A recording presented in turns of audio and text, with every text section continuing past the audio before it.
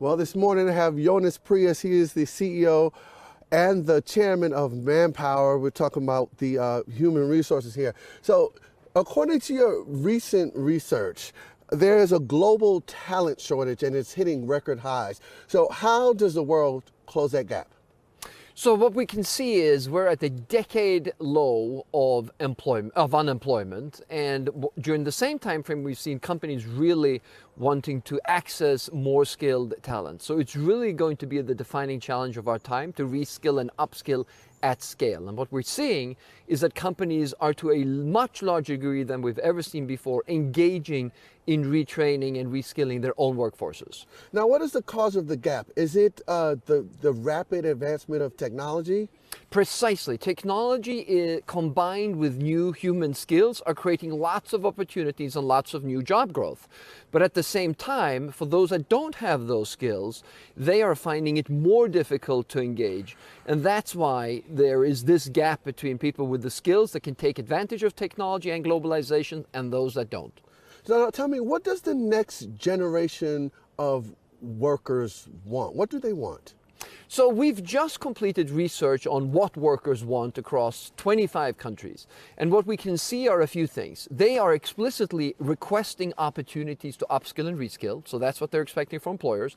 They want employers that have a purpose, so they understand why they're coming to work, not only for the business, but what kind of contributions they're making. They want autonomy. And of course also, always, they want to make sure that they're fairly compensated for the work that they do. So those are the things that the workers want.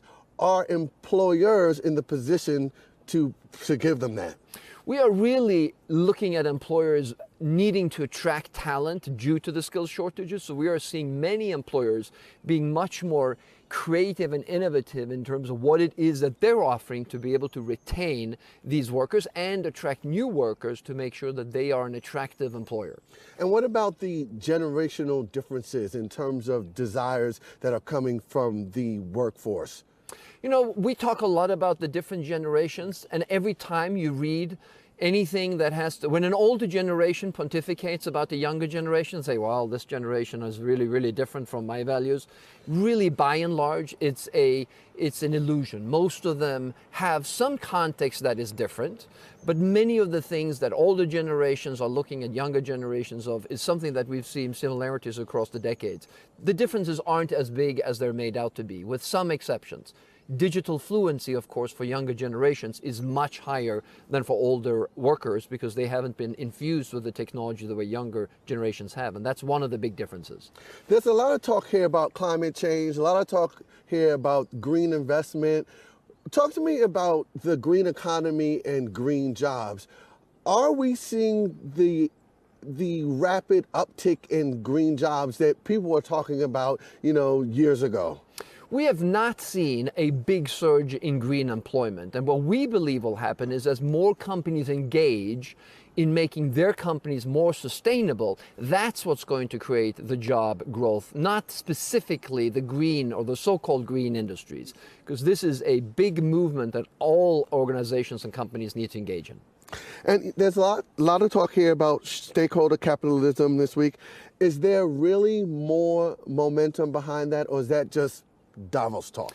No, I think this is a real movement. And the reason it's a real movement is that the workforce and the populations are bifurcating. When they bifurcate and populism becomes one of the drivers of policy, you can get very unexpected outcomes that are not really founded in data and real occurrences, but rather sentiment.